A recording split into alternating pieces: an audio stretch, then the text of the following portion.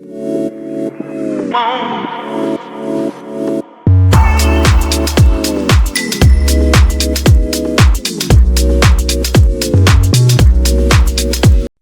is one of the scariest videos I've ever seen. And this creepy forest is in the middle of the day. Just look at how thick the mist is. You can barely see the path ahead. There's something about the silence that's just unnerving. It's like the forest is watching us. Then we pan inside to this dimly lit bedroom, where 13-year-old Emma is lying in bed. She is clutching her blanket for dear life, because she's convinced there is something in here with her. She screams and throws off her covers, but there's nothing there.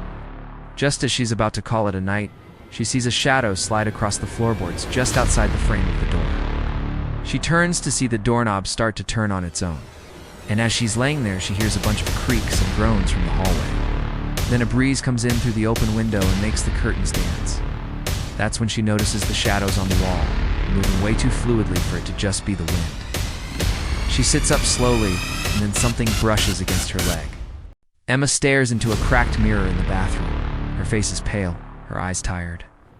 She's been having the same dream again, the one where she's being chased through the house by an unknown entity. She rubs her temples, trying to shake off the lingering feeling of dread. Suddenly, her reflection blinks. Then it smiles, a wide, toothy grin that doesn't match the weariness in Emma's eyes. She stumbles back, her heart racing. What the hell? Cut to Jake sleepwalking down a long, dim hallway. He's barefoot and whispering to himself, his eyes open but unfocused. As he walks, blood drips slowly from the ceiling onto a white pillow placed on the table. A child's laughter echoes through the house, playful yet chilling. Emma runs to find the source, but every room is empty. The air feels heavier, charged with something ancient and evil.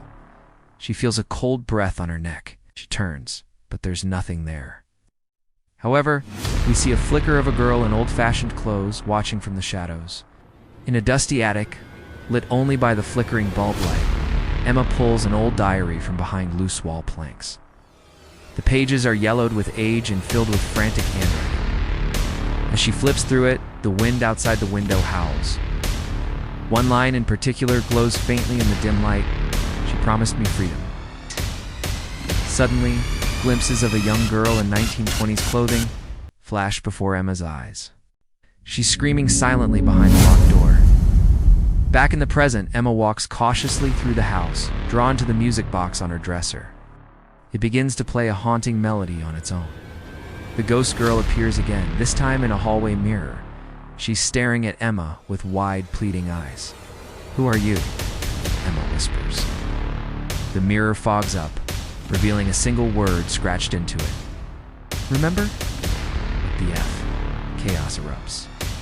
Emma screams as invisible hands drag her across the wooden floor, nails scratching beneath her fingers.